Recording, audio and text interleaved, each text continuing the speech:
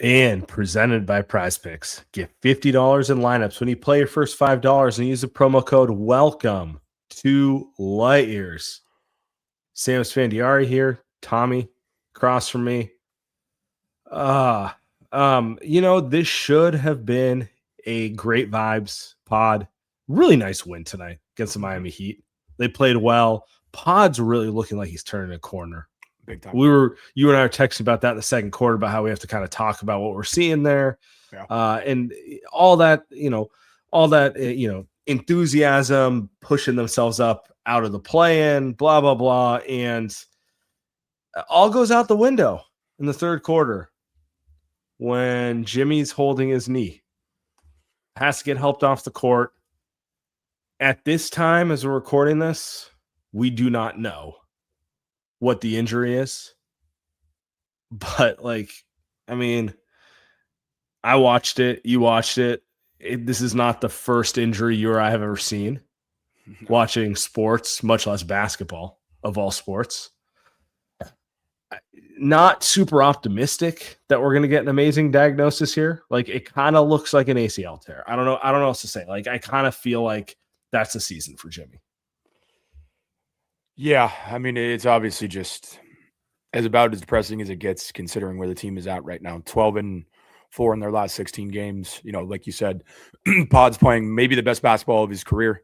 I think, the only other argument would be post-trade deadline last year, but there's a certain amount of confidence he's playing with right now and an assuredness that just really hasn't existed before.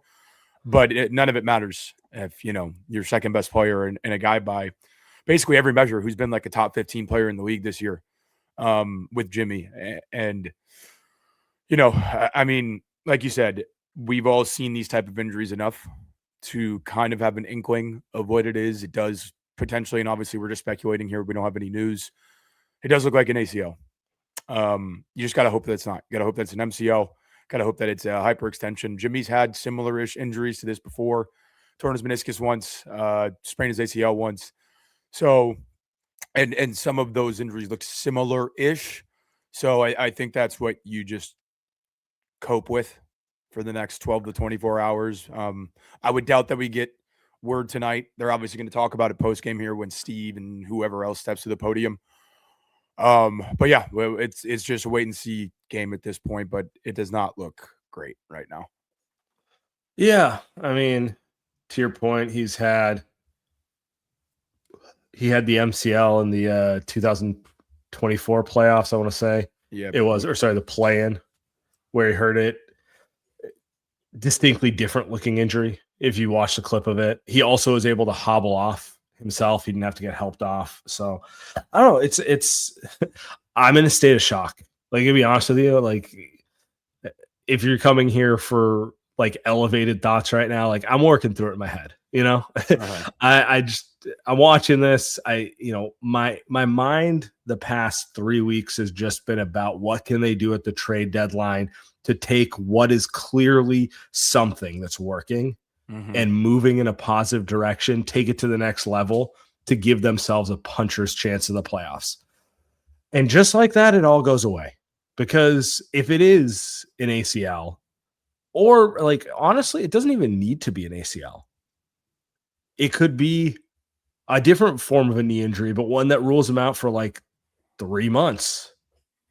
Well, he's not cooked as long, but the season's still done, Season's cooked that way. There's no world in which they can just get anywhere they want without Jimmy. Your only case in which you avoid this scenario that both our heads are at right now is you get the Jokic thing where, he avoids it. Okay, so we know we're not going to see him until after the All-Star break. All right, you got to limp your way through another 10 games.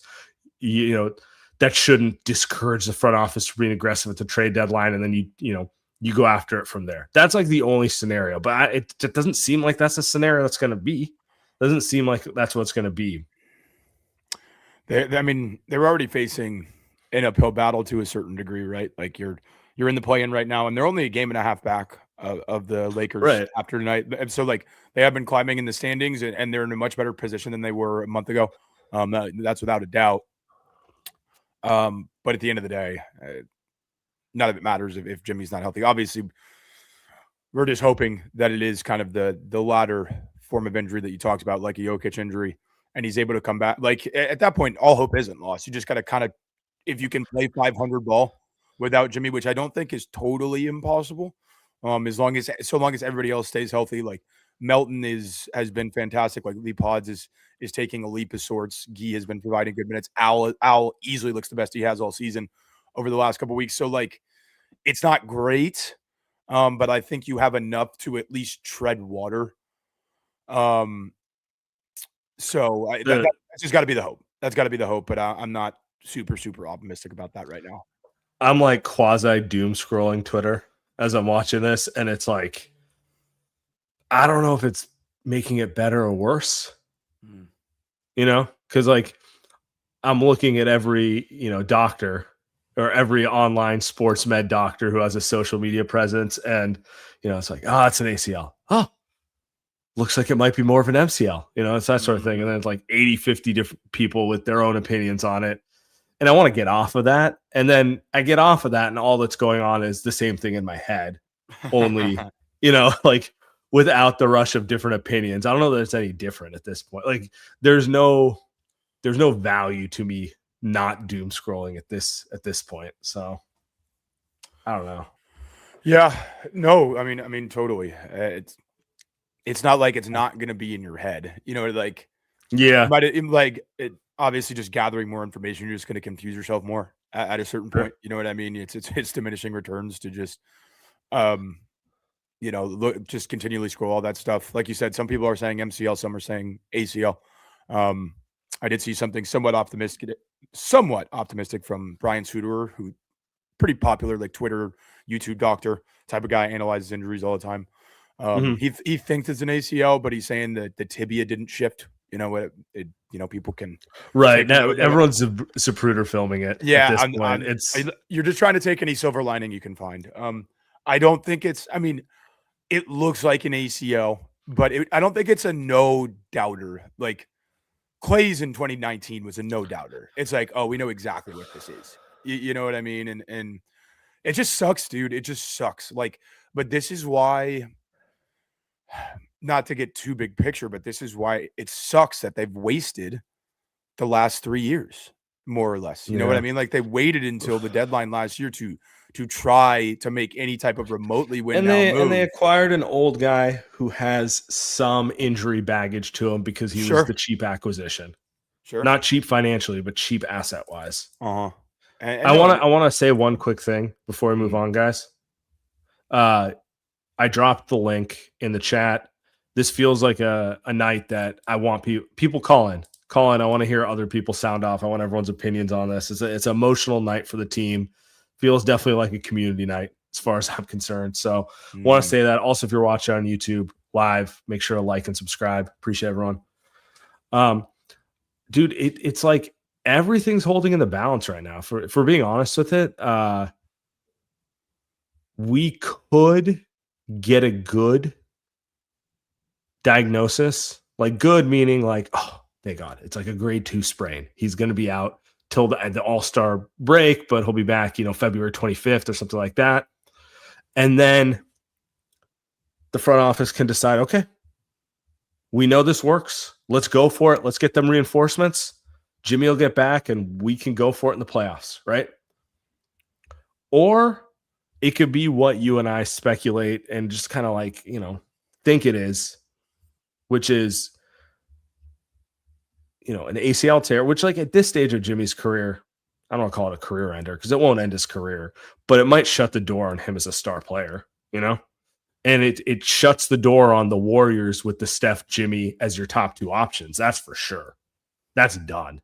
That's never that's not even if you punt this season, you're like, we'll get Jimmy back by Christmas.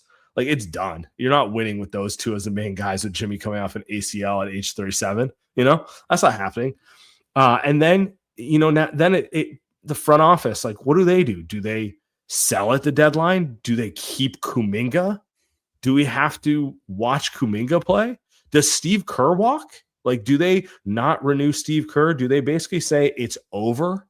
we're going to go into a rebuild. We're going to go youth and Steph. If you want out, we'll trade you. But if not, that's what we're doing. Like, to be honest with you, that's all on the table right now. If the worst case happens. And I don't like, you're like, I don't want to go too big picture with it. And I just painted a fucking doomsday scenario. So I don't want to, like, over talk to it, but it's like, that's the level of like, what are we talking about that is going on here? So I don't even know where we go with it, to be honest. It's just, it sucks. It sucks because they were playing good ball and they were peaking at the right time to push the front office, to put the chips on the table, to push them to go get that guy, to give them a shot against, look, the Thunder look great, but they don't look unbeatable. And everyone else in the West, there's teams that I think are better than the Warriors on paper today with a healthy Jimmy, but not that much better. Like they're very much a puncher's chance in it with the right trade. And so, now it's like, if he's injured and he's out until 2027, I don't know, man. Are they in sell mode at the deadline? Like this is all so hard to. Did you say depressing? Yeah. Yeah, it's like I don't even know. I would say the emotions are overwhelming right now. Like I'm feeling them all right now. You know me well enough to know I'm going to go through the range of it over the next week. I might not be that angry right now, but I might text you fucking pissed off in 2 days, like it's going to be like that type of, that range of emotions for me where it's like right now I'm kind of like overwhelmed with shock more than anything, where it hasn't like really hit me what it really means. Yeah. It's just, it's funny. People love to talk about how lucky and a lot of that discourse has disappeared, but it was very popular for a long time, how lucky the Warriors got to win in this year or that year, or that whatever year. Like I said, a lot of that discourse has disappeared. They've also taken a fair share of brutal fucking injuries at horrible times. Obviously, both Katie's Achilles, Clay's ACL, now potentially a Jimmy ACL. Melton's definitely a step or two down from that, but Melton getting injured last year, like they are like a couple injuries away from winning 6 titles. You know what I mean? Like it's really hard to process. It's incredibly depressing. And you just, again, I'm just going to say until I go blue in the face until we get real news. It's tough, man. You just got to hope for the best, but feels like we'll probably know within the next 24 hours. That might even seem like a long timeline. I'm assuming they do the MRI tonight. But I don't think we get any substantial news tonight, though. It feels like a tomorrow thing. Yeah. Sometime between 9 a.m. and 3 p.m. tomorrow would be my guess. Yep. I don't even know I picked those times, but yeah, the Warriors. This is a thing that only someone as psychotic as I would track. They love to get out the press brief on injuries at like 10 to 10:30 a.m. So that's where I got my phone notifications on. I'll be locked in for you guys. Yep. Let's just we got a bunch of people here. I feel like I just want to let people sound off a little bit. So again, if you're joining us live on YouTube, the link is pinned. Hop in. We'll let everyone sound off, but we'll start with Eugene here. Oh yeah, your face says it all, man. What's up? Yeah, what's up, I blame the electric substations, man. I don't even know how. Niners in the building tonight, by the way. I know you can't make it up, man. You really can't, dude. I can't believe by the way, can I just say this? The broadcast pivoting from showing Jimmy getting carried off to like, let's go look at the Niners, the team you associate most with like brutal injuries. I was like, come on, man, you have to be trolling to do that. You can't make it up. I mean, my only I don't want to play doctor, but my only solace is, the audio clip. I was watching on a stream. Yeah. It caught the mic and like Jimmy's just laughing with Buddy. I'm just hoping Jimmy's the type of psycho to laugh if he tears his. Yeah, 100%. 100%. My only other solace is this reminds me of Giannis. Like, what was it, like 2025? I think it was 21. I was like, that thing was torn for sure. 100%. So, I mean, he doesn't have the freak genetics that like Giannis has, but that's the only solace. I don't want to play at least Pandya not tweeting as an ACL was promising. So we'll see. I mean, it just sucks because he was cooking tonight. Yeah, Dr. Pandya legacy game. Yeah. I'm gonna let him know that he got our hopes up if it's a bad diagnosis. Yeah, I mean, That's he's my the guy. only Twitter doctor I trust. So the fact he didn't confirm an ACL and said, let's just wait, gave me some hope. But I mean, it's just he was cooking. Like, it's just I feel like everyone was finally finding their groove. Yep. Pods, like, I'm sure Pods is also a psycho where he got psyched up that, oh, if Jimmy's out, I got more minutes coming. But he was cooking too. So props to him. White Harden. I got an alternate theory on Pods. I think Steve was too depressed to coach, so Pods just did his own thing finally. It's like he definitely the type of guy who gets way too in his own head when he plays, and when he plays free, he's a little better. So I tweeted out that he was not White Shohei but White Harden, and then somebody in my replies called him White Brunson, and then they followed that up with Action Brunson. I think that if Pod continues like this run of form, I think Action Brunson might have to be the new nickname. That like he's mentioned Brunson as one of the two players he tries to model his game at. Like he tries to learn from. He's like he's a lefty. He's not fast or athletic. He's more like craft and angles. Like I get why he's trying to play, Totally. Watch him. Like what's he going to learn from watching like LeBron or Giannis, like nothing, right? Like you got to watch people who kind of move like you in some way. But yeah, anyway, Eugene, you were saying? Yeah, no, I mean, we can go anywhere. I don't have no takes. Like honestly, the defense looked great tonight.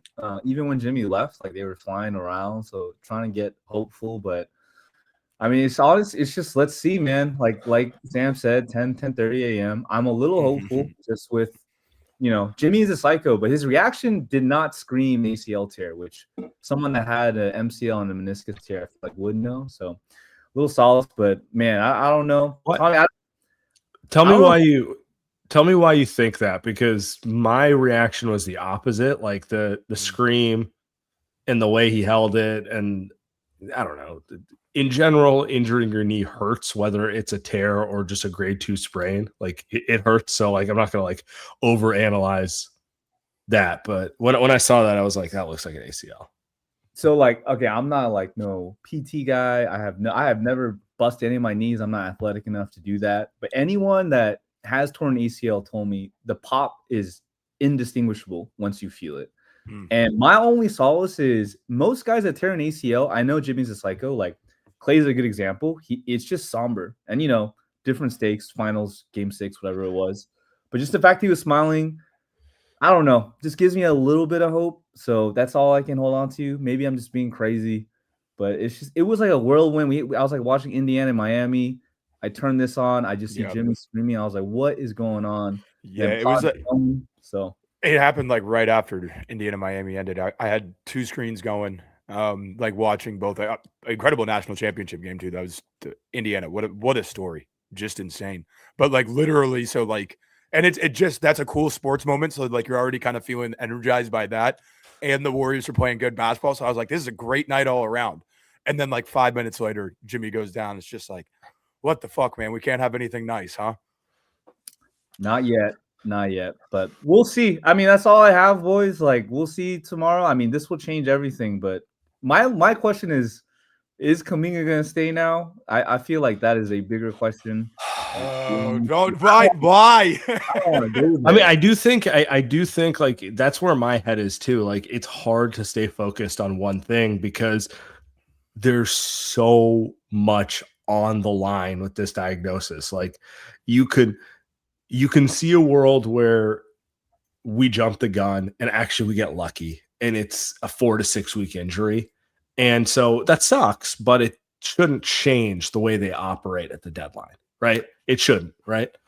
Or you could see the world where it's the worst case scenario and then it's like everything's on the table.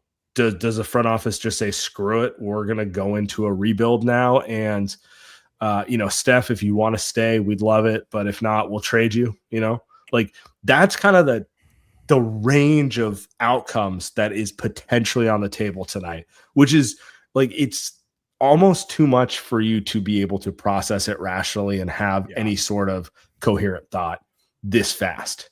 100%.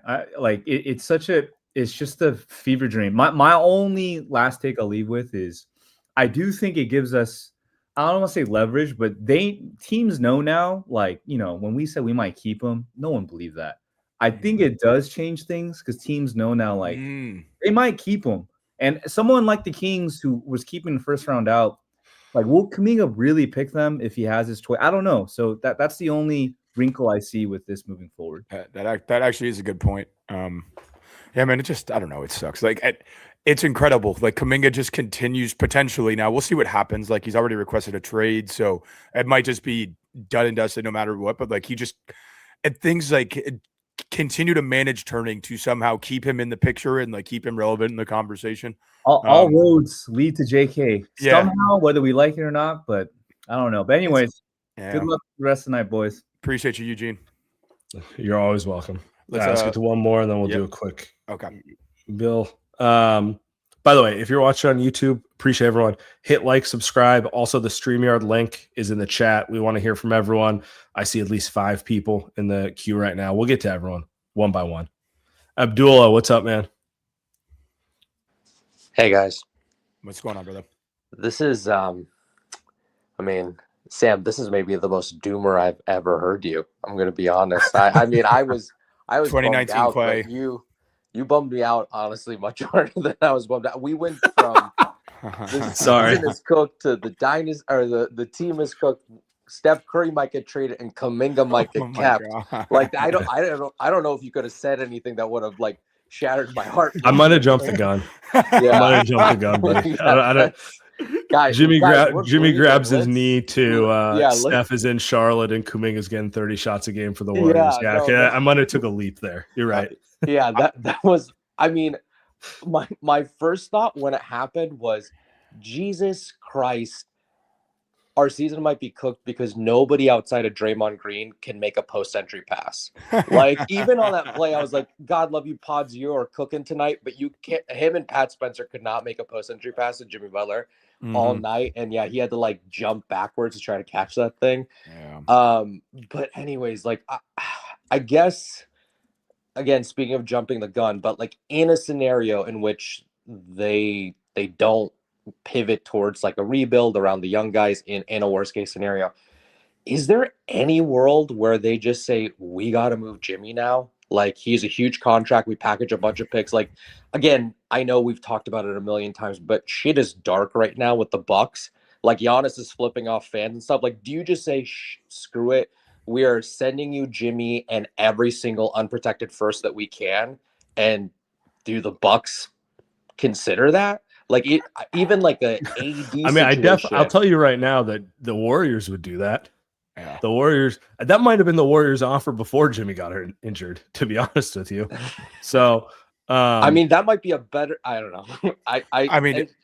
They can just tank at that point. You know what I mean? They're probably too far out of it to jump into like the top 5 in terms of like potential. But they don't have the the lottery pick to tank to. Right. Yeah. I guess that's true. That's like the problem, because like you could have made the case that, okay, if they get rid of Giannis, they're going to suck for 2 years, but they might get so many picks plus their own crappy picks that they would be great, but that won't even happen. So that's what makes it complicated. But how many NBA teams stupidly trade away their pick and then they need to rebuild and they just don't do it? And wait a minute. What? Is Jimmy Butler doing cartwheels in front of the press? Did something happen? Nah. Go ahead. But I just feel like there's so many NBA teams who are in that type of situation where they're like, we suck. We lost our pick. We want to make sure that we don't have like a top 5 pick. So we're going to tread water and have like the 11th pick in the draft. Sometimes you just got to take your medicine. Like again, I'm not in the Bucks front office, but if you get like a great offer, at a certain point, you just have to sell. It sucks. It sucks that you gave up a top 10 pick, but then you can move forward after the season. But yeah, I don't know. I even thought about, like, again, this is dark. I was like, do we consider trading for AD? Like, if he's actually going to come back at some point in the season. Like, these are all things that they would have never done if Jimmy was healthy. But if he is done, like, I mean, I know it's like like a completely different situation, but like they managed to figure out a way to like make Melton useful after he was done for the season. They were able to trade him as part of a package. Like I don't know if they would do that with Jimmy, but like again, I'm trying to rationalize how they would manage a worst case scenario, and they should be at least doing their due diligence. They should at least be considering some of these things. I mean, there's also the scenario of there's a bunch of stars that teams are trying to move that nobody wants, like the Zions of the world, the LaMelo Balls of the world. Ja makes no sense for the Warriors positionally. But like, do you go down those paths with Jimmy's contract if he's done for the year too? At least it's a talent play, you know? It's an interesting talent. It would at least inject some life into the Warriors. I don't know if it's good life. That's to be determined, but like, I don't know. I think I think the thing that I'm, that probably my sporadicness showed you is like it's all on the table at this point. It's in every direction for me. I have no clue. Without a clear diagnosis, it's hard to say what they're gonna do. Kerr at the podium 7 minutes ago. Could Kerr go to Kuminga now that Jimmy is injured? Sure, absolutely. So it's all back on the table, boys. We're going to get 2 good Kuminga weeks, and Joe is going to come out. He's going to go on the TK show and say, we're not trading him no matter what. Like, literally everything is on the table. It's insane how quickly these things shifts. It's just, God, this league moves quickly. You know what I mean? I'm gonna say one thing on the Kuminga piece. I would be really disappointed if they kept him past the deadline, especially considering the organization has let it be known that they don't believe that he was injured when he sat out games, and they were not happy about it. I'm of the impression that they're not, like, everyone's playing nice right now, but they want to move off of him just because of stuff like that in general. We'll see. But like, I think it's too far gone, but either way, he's probably going to get back into the game. No, I mean, I think it's the same thing. I think he's just, I mean, they're actively trying to trade him. It'd be insane if Kerr said it's not an option, right? Like, I mean, what is it like? Oh, the whole team died in a plane crash, and Kerr's like, I still won't consider playing Jonathan Kuminga. Like, at a certain point, you're like, yeah, I guess I would consider it. But I imagine that it's not, his preference would still be to move him. So I don't know, guys, but I'm hopeful we get good news tomorrow. But even in a worst case scenario, I hope Lacob in the front office doesn't give up on the end of Steph Curry's career. That's basically where we're at in a worst case scenario. I hope they don't choose to do that. Likewise. Appreciate it, Abdullah. Appreciate it, guys. Have a great one, bro. All right, let's do a quick ad break, and then we'll move to everyone else. I see everyone in the queue. We'll get to every one of you. Don't worry. All right. Light Years Podcast. We are brought to you by Prize Picks. You and I make decisions every day, but on Prize Picks, being right can get you paid. Don't miss any of the excitement this football season on Prize Picks, football or basketball season on Prize Picks, where it's good to be right. We got some NFL Championship Sunday coming up here next weekend. I have not looked. That's right. I have not looked at anything yet. It's only Monday. We got 5-6 days till the games.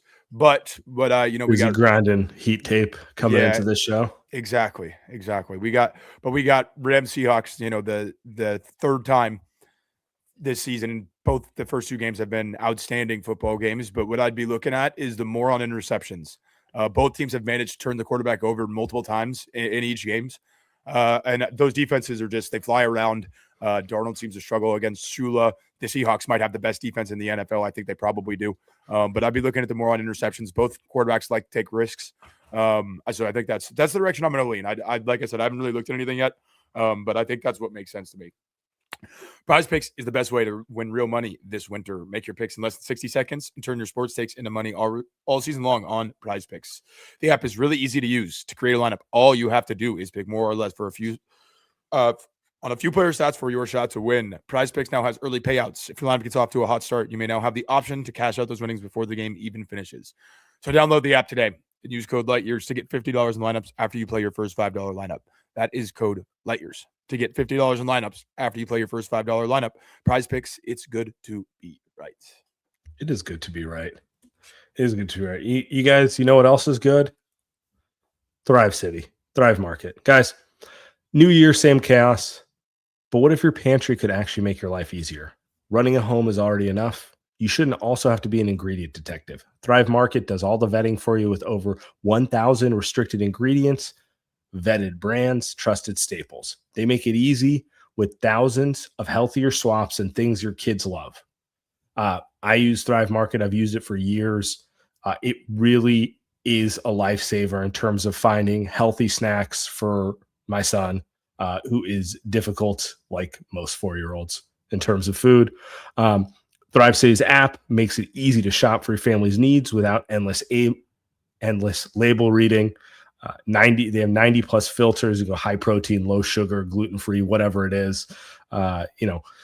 They make it basically as easy as possible for you to get those pantry items that you want at the best price and as healthy as you want. So guys, join Thrive Market with my link, thrivemarket.com/lightyears for 30% off your first order plus a free $60 gift. That's thrivemarket.com/lightyears to get 30% off your order, the free $60 gift. Not going to find a better deal than that. You might as well give it a shot. Guys, Thrive Market. All right.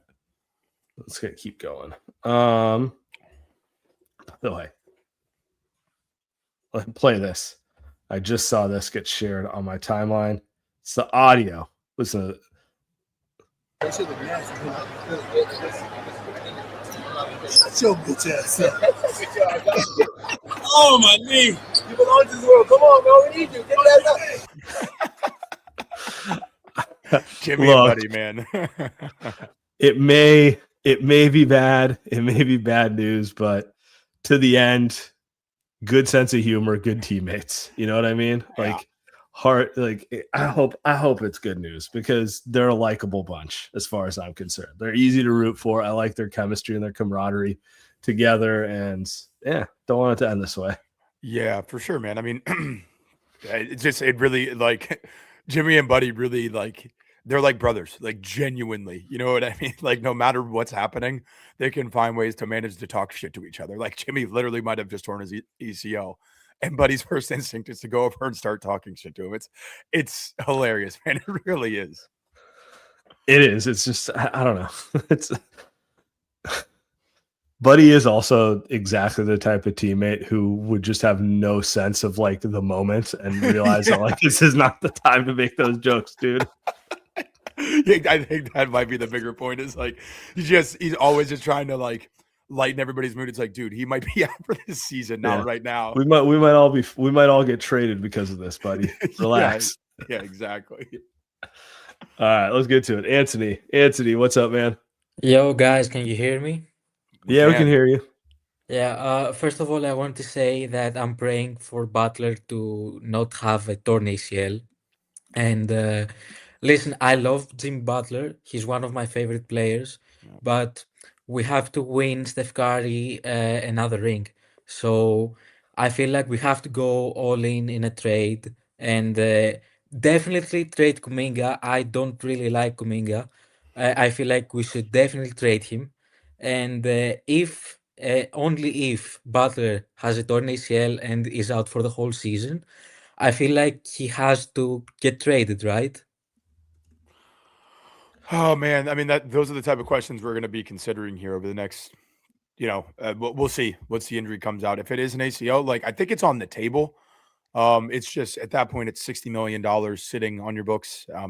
Like Sam said earlier, he's probably not going to come back at 37 years old next year if it's a torn ACL and be even remotely the same type of player. I mean, you never know. Like no, he's at that point he's salary filler. If it is a worst case scenario where he's going to be out for a year, the only thing that's really working in your benefit is he doesn't have a long-term contract. I mean, he has like a contract until like next year, right? Yeah, it's one more year. So yeah, but it's 60 million though. It's 60 million. That's true. That is a lot of money. But you do have to match contracts. So in theory, if someone was moving players who made that much money, they could take Jimmy if you sweeten the pot with enough picks. But this is all kind of hypothetical at this point. Like I'm just Yeah, thinking about like definitely. We're waiting for the MRI Sure. results to come in. Yeah, but I could see like okay. So Anthony Davis. The Mavericks are not finding much for him right now. Now, I'm not saying Jimmy Butler's what they want for him because he's kind of the opposite of what they want for him. They want youth, right? But if you add picks to Jimmy, do they do it? Maybe, because at least then they're getting picks for him. They have the money burning a hole on their bench anyway. So I mean, that's yeah, one I option that's agree. potentially available to the Warriors if they want to go that way. Yeah, I definitely agree. A healthy Jimmy Butler, though, like I prefer a healthy Jimmy Butler on the Warriors than a healthy Anthony Davis. True. Yeah. I mean, but that's the thing.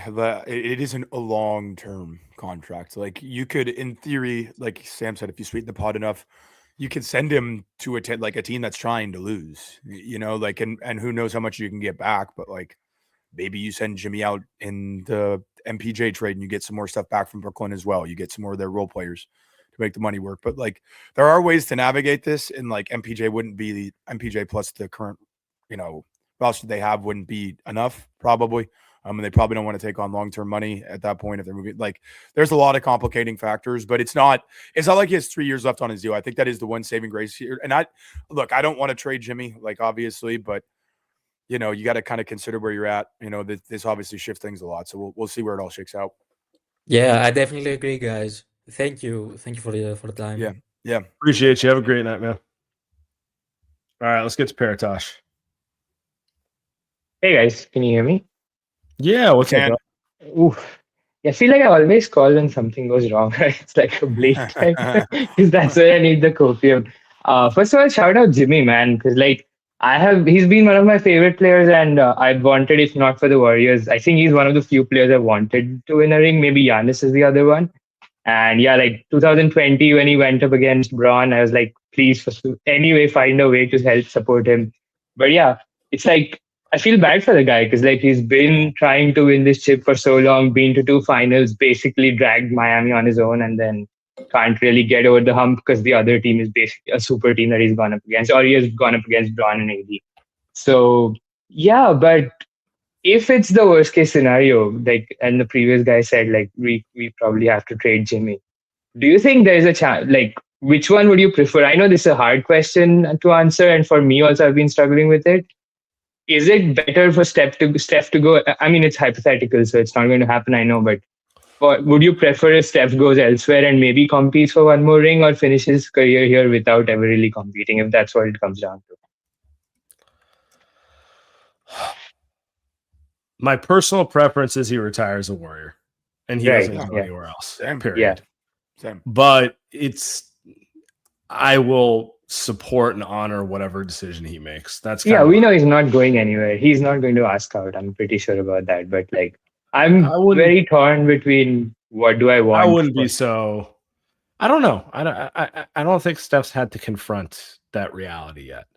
I really don't think he's had to confront the reality of Joe Lacob, Mike Dunleavy, Kirk, I don't know who else, looking him in the eye and saying, we're rebuilding.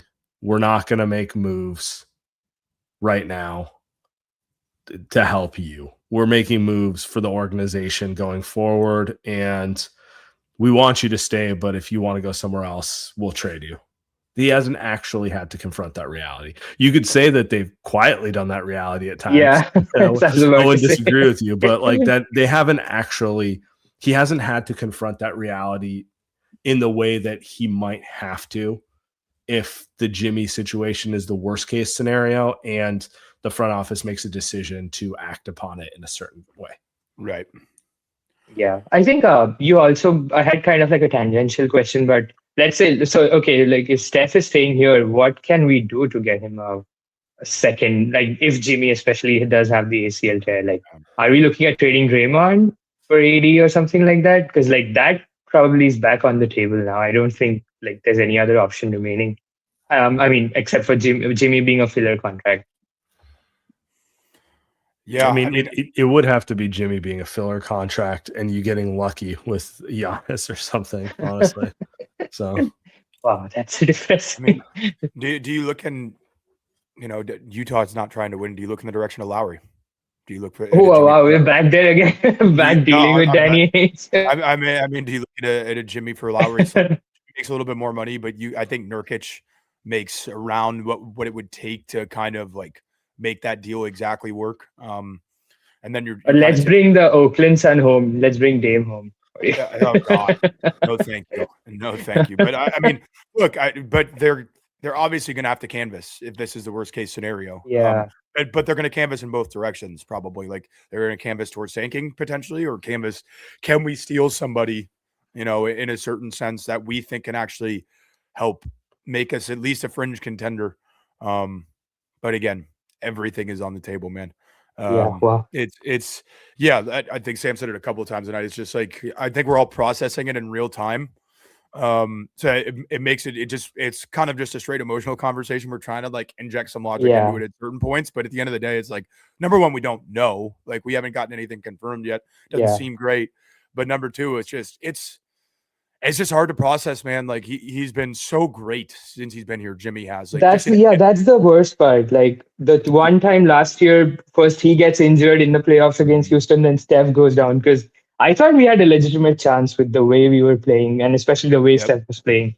And now this, so like, it's just processing in real time. Sorry guys, I've like brought the mood down probably. Just one more thing is, I was just reminded of the Clay ACL tear, and somehow it feels more depressing than that, because that was like game 6, and I had like, okay, maybe if they just pull this off somehow, we're going to game 7, and Steph can do something to like pull out one game against, like, I know Raptors had Kawhi and an all-time great defense, but we just saw Steph put up 47 like 2 games before that. So somehow this feels worse than that did. Although, I know Clay got the Achilles tear after that as well. But I think in real still like the Clay thing. I mean, you're a game away from a championship. It was going to be an uphill battle, obviously, but that was close to the most depressed I've ever been about a single injury. But I think, in hindsight for sure, but like in the moment, I was more like, we just need to pull this out, because then we have Steph for game 7. So totally. No, I get what you're saying there, but I mean, the Clay Achilles day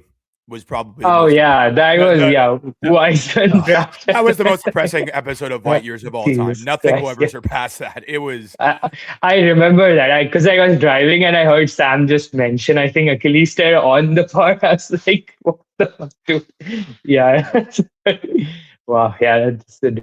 Oh, sorry, guys. I think I've only pulled out whiskey for 2 episodes of Light Years.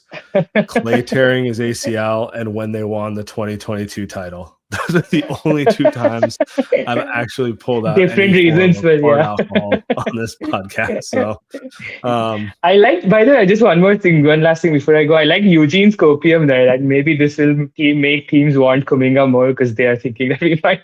I mean, that's like amazing. Like I don't know how we could come up with that kind of copium, but big salute to him for that. So thanks guys. Thanks for the copium and the therapy session. Appreciate you, man. All right, let's power through a few more here. Mr. Level. Hey guys. How's it going, man? It's going good, man. Just like from hearing from what everyone is saying, the situation's like really fluid. And like you guys said, everything's on the table. I'm really thinking about that AD conversation, because if Jimmy's out, and the crazy part about this shit, excuse my language, is that was like one of the trades that was like mentioned, like straight up Jimmy for AD. And I know people don't like AD and stuff like that, but like I do trust our training staff. Look at the job they did with Melton. Yeah. Look what they did with Steph and Jimmy and everything like that. But it's like I really think like we have to look at the AD thing. I think we have to really look at that like seriously. It's not something I was super open to before tonight. Obviously AD is an outstanding player, but kind of made a glass, like more so than a lot of guys. Like you said, though, like I do trust our training staff, especially like you're gonna have freak accidents like a melting ACL, like potentially what's happened to Jimmy. So like stuff like that is always bound to happen, but they seem to be very good with soft tissue injuries, with preventing ankle sprains, like things of that nature, kind of the more everyday, like day-to-day type of injuries. They do a very good job of that. And that's mostly what's hampered AD throughout his career. It's never like he's never had like the major ACL Achilles type of thing. It's always a hamstring, it's a calf, it's a hand injury. And he just or shoulder, like that's the type of stuff he gets. So again, I would trust the staff with that stuff, but I think it's something that has to be on the table now. I really do. Like he's still, he's not who he was at his absolute peak, but he's still a really damn good player. You could build a hell of a defense around him and Draymond. You could, Draymond's still like he's not what he was, but I think you could lean into having Dre as more of his like kind of wing stopper. Like he can still do a solid job of that. Like you can, and AD is obviously one of the best rim protectors maybe in the history of basketball. Like if you have a chance to get that type of talent and the other option is $60 million just sitting on your bench and rehabbing. I don't think that's a difficult decision to make, and it lets Dallas tank as well. So, and then I'll say one more thing, and I'll let you guys go. I'm also looking at like the Brooklyn trade too as well. I would do Jimmy for MPJ, Claxton, some other role player. Try to get more pieces as well. And then the crazy part about it is you still got Kuminga, you still got Moody. You can still make more moves to try to improve the team even more. There's a lot but you only have so many. Yeah, go ahead. I was gonna say you only have so many picks. That's kind of what the thing that does. I mean, everything sucks if Jimmy's actually hurt, but or like in a meaningful way. But like if he is just kind of a contract filler, you have to sweeten the pot to get any deal done. And so if you sweeten the pot to get a deal done, can you sweeten the next pot to get the deal done? And the odds are you can't, so you don't think Brooklyn will take Jimmy straight up for not Brooklyn, Dallas. You don't think Dallas will take Jimmy straight up for 80? If Jimmy has a torn ACL now, I think you have to give him something. At least one pick. You know what I mean? Okay. Because their player is, well, he's not that healthy to be honest, but he's not. He wouldn't be on a 9 to 12 month injury rehab. It's just a different level. So I don't know. I think it's there's no way around it. If his injury is bad, it deeply hampers their odds. Mm-hmm. Yeah, so like I'm looking at the situation. It's just like I would obviously say, hey, let's run it back like next year or whatever. But like guys are getting older. I know Steph is like still at an all NBA level, but I'm really scared when that day comes when he like drops off a little bit. Like I'm really, really scared. And I look at this year in particular, like we have a shot to get to the Western Conference Finals if we play our cards right here. And I just don't want to waste another year. Like, again, I know Steph keeps himself in shape and do everything he can to make himself Superman, but I just don't want to waste this year. This is why, like, I'm kind of, like, leaning towards going for that trade. Like, if we can get AD, if we can get Michael Porter Jr. and Claxton, or we can go do the Hail Mary and get Giannis, like, I would explore all these things, because if he really has that ACL tear, it's like devastating, Yeah. I mean, at the end of the day, I said this earlier, like, this is what they get for like playing with their food organizationally for the last 3 to 4 years. You wasted legitimate peak Steph years. Like, he was still a top 3 player in the world in the year after they won the title in 22. He was still one of the 3 best players in the world, and he's maybe tailed off from that a little bit, but he's still, I mean, shit. The players in the Western Conference voted him as the second best player in the West, over Shai Gilgeous-Alexander, over Luka Doncic. He's basically more or less been at that level, besides a little portion of the regular season last year. But I don't know, it's probably some quiet quitting going on there, and just the amount of defensive attention that he was facing every night was unreasonable for any player, let alone a guy who is 37 years old at the time, 36 years old. So, like, again, this is like, you reap what you sow. organizationally. You don't fuck around with one of the greatest players of all time's primes, and then leave shit up to chance like this as he gets older. Like, this is what you get. You're right. You're absolutely right, guys. Appreciate you, man. That's all I have to say. But I love your show, guys. You have a good night, all right? Thank you, brother. Appreciate it, We appreciate it. All right, let's get Tashan up here. Yo, how's it going, you guys? Been better. I love the tagline. Ban football players from playing hoops. Agreed. It's Mitchell. Davion, love him, but god damn it. Just stop undercutting guys, please. It's like Lou Dort as well. Dylan Brooks, of course. Like, my gosh, just can't you guys just keep your hands to yourself just for one time? Just once. Gosh, I don't think I've been as mad about an injury since you're gonna call me crazy, but Marquise Chris is like, I don't think I've ever been as mad as about an injury since Marquise Chris, because he was legitimately trying to find a home.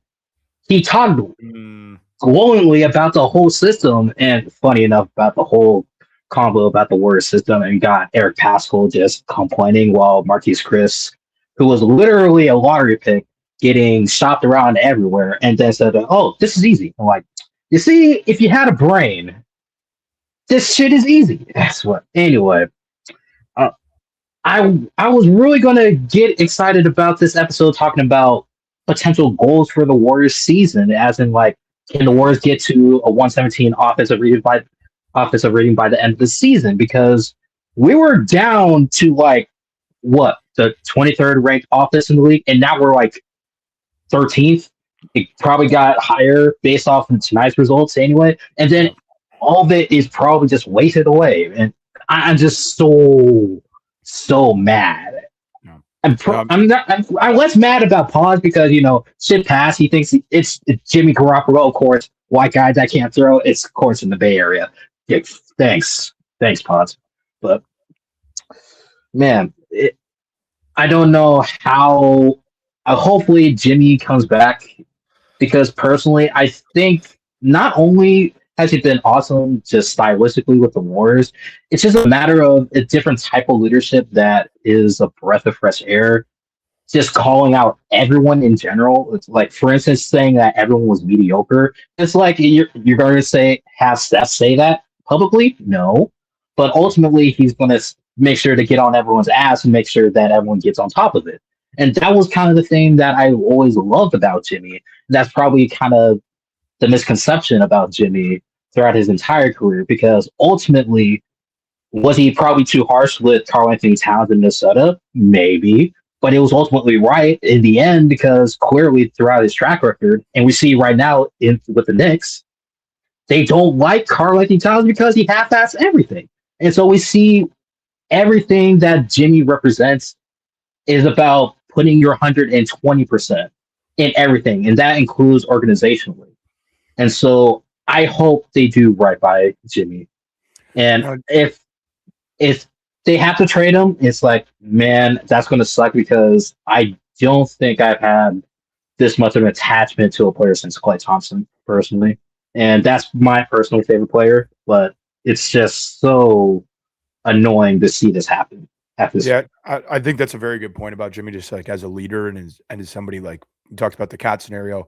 Jimmy's a lot like Draymond in the sense that you might not always like what he says, but a lot of time he's right. You might not like how he says it. You might not like what he says, but he's typically right when he makes a statement about somebody, So yeah, it would just, as much as, obviously the on-court stuff is incredibly important, but it would hurt to just lose him as a presence too, just as kind of a leader, and the toughness that he brings, the mentality that he approaches the game with, the combination of not only being a great scorer, but being unselfish and doing all the little things. And like, he's just been, I said it earlier, he's been such a perfect fit.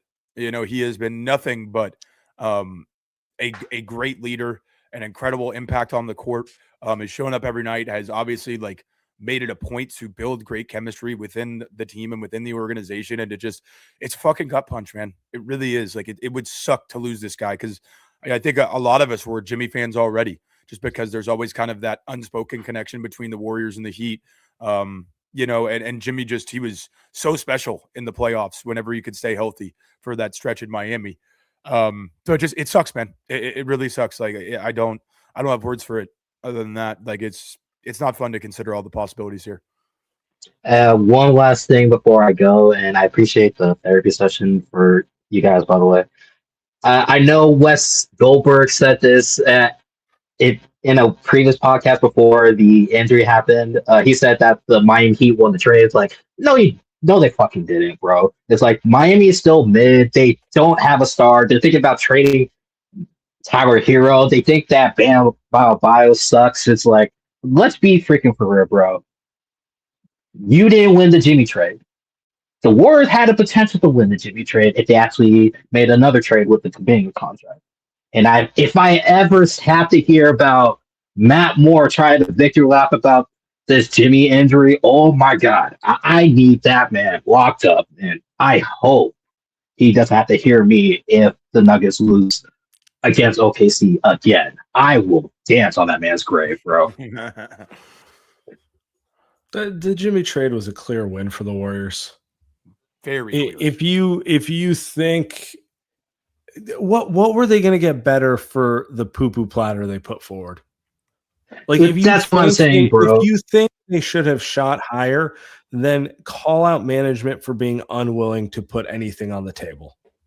That's really what it comes down to. Otherwise, Jimmy has look, they're 25-19. Last year at this time they were 19-25, right? Like there's value right there. He objectively has done his job. So Tasha, I appreciate you. Have a great evening. All right, let's get Mike. Mike, let's hear this trade. Mike. All right. I have a couple, but I'll lead with the headline because I just did it in Spotrac. Oh boy. And it works. So take that for what it's worth. The New York Knicks acquired Jaren Jackson Jr. and Brandon Clark. The Memphis Grizzlies acquired Jimmy Butler and a 2026 Warriors first. The Golden State Warriors acquire Carl Anthony. Nope, Towns. you're gone. You're gone. Not happening. I'd rather tank. Oh wow! Draymond would love it. Wow, you'd rather tank? Yes, he fucking sucks. No, no, we're not doing this. I'm sorry. It's not how. I'm not. I would rather. I'm not going to subject Steph to that. I'm sorry. I'm not subjecting Steph to a dude who can't dictate what octave his voice is on any given phrase. So it's not happening. No, it's a good thought. To be honest, that is actually closer to the realm of reality of the type of trades we're talking about. Let me throw another one at you. The money's going to suck. So this part of it's not great, but it is what it is. But this is the kind of trade that is far more likely. RJ Barrett and Jacob Porto for Jimmy. Who says no? The Porto money sucks. Let me point that out. He's got 5 years after this at like 30. See, my thing with stuff like that is, are you getting players who can help you relative to a player who's injured? Sure.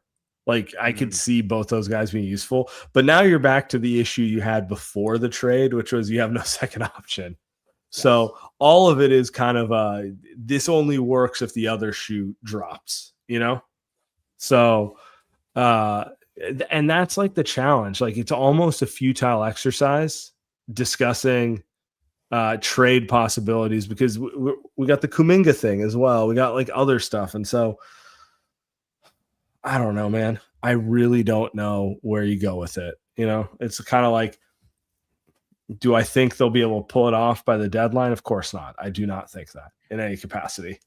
But so I guess here's the thing. And chat saying I'm not cooking tonight. That's fine. I'm throwing ideas at the wall. It sucks on a night when Steph Curry is at 38 years old, a starter on the All-Star team. Well, hey, 37. 37, my bad. For another month. As a 41-year-old, I just try to trend about the year. And the fact that you guys aren't celebrating that, coming off a really good homestand, still has a couple games left. And instead, you're looking at worst case scenarios, like trading your second best player for Anthony Davis. Like, it's a lot. Yeah. But I think the bigger questions are, do you trust this front office to be able to juggle multiple things at once when they haven't been able to juggle the Kuminga thing? Sam, you want to go on that? That's the reality. I think actually the part that bothers me the most is I think they're secretly happy because it makes it easier to sell the easy decision, which is it was a good run. It's time to pack it up and go in a different direction. And Steph, if you want to stay, we'd love to have you. But if not, we'll trade you. That's what I think. That's genuinely what I think. Because they haven't acted with any urgency. All the lip service about wanting to build. We owe it to Steph. How many times have I heard we owe it to Steph? I was like, you don't act like you owe it to Steph. You don't act like you owe it to Steph at all. So it's hard for me to. That's what's most depressing about this. I feel like they've had to essentially continually prove it to the front office when they should be given more of a benefit of the doubt, particularly Steph. So, I mean, we haven't even talked about like Steve Kerr in this thing. Like, I think if Jimmy's injured, he's done. He's gone at the end of the year. Period. I think they got gone anyway. I don't think he was gone anyway, but I think if he got the team into the playoffs and did something with him, he would have been back. He's there as long as Steph can show the leverage to keep him. So I don't know. Like, it's all on the table. So Mike, appreciate you. There'll be more time to discuss this. Thanks, Mike. All right, last one. Marcos, appreciate you being patient the entire time, man. Yeah, thanks, man. It's all good. It's all good. Can you guys hear me? Yeah. We can. All right. I went from watching our future quarterback to a Jimmy Butler injury. It is desperate times and depressing times. So let's just take the cat out of the bag. Jimmy Butler is hurt.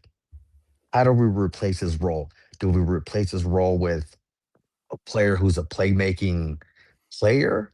Or do we replace him with a big and have Draymond come off the bench and run the second unit? I mean, I will say this. Melton and Pods are enough from a playmaking perspective that I'm curious about the idea of a big, Like, who are you thinking? Are you talking about like Anthony Davis? Not really. I'm looking more at players' wings that are playmaking wings. I'm looking at a list, right? There's a Josh Giddey there. I'm just naming players. Is Paul George still alive? The Giddler. God forbid LeBron James. I'm just looking at playmaking wings that could possibly be available. LeBron crossed my mind. LeBron crossed my mind. It's scarce. It's really the scarce. LeBron. The Fuck LeBron. it, let's do it. That's might, how low it might be a thing. Yeah, that's how low it's gone, because we got to face reality. If he is out, which I'm going to say, let's just roll with the scenario that he is. How are we replacing his role? MPJ, he's more of a scoring player. He's not really a playmaking type of player, So who's going to run that second unit?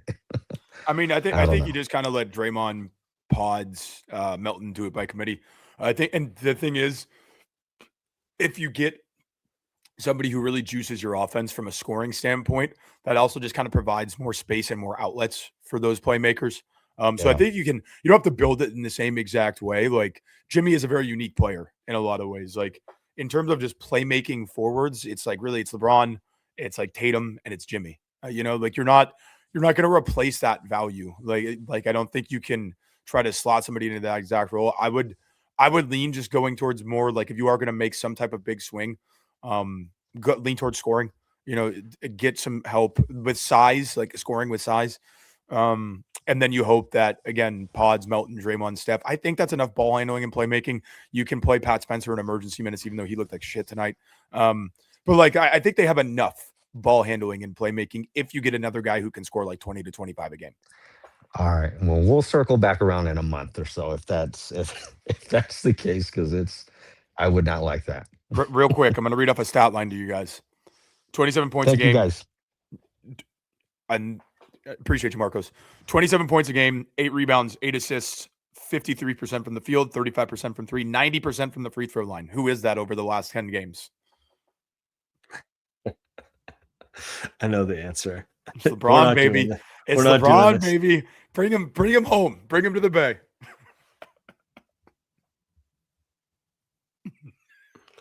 I mean, you knew it was going to be a conversation anyway, given what's going on in LA. 100%. And give them Kuminga, give them Jimmy. Which one of their disgusting contracts can we take as a sweetener? Vando? Vando. I mean, whatever. Look, Vando's not great, but you could play him 10 minutes in a playoff series. You know, like they can always use size on the wing. Guy can't shoot at all. You could never play him next to Draymond. But at the end of the day, you know, LeBron would be the real prize there. Let's get it going, man. I can't say I didn't think about it in the wake of the injury. Screw it. LeBron to the Bay.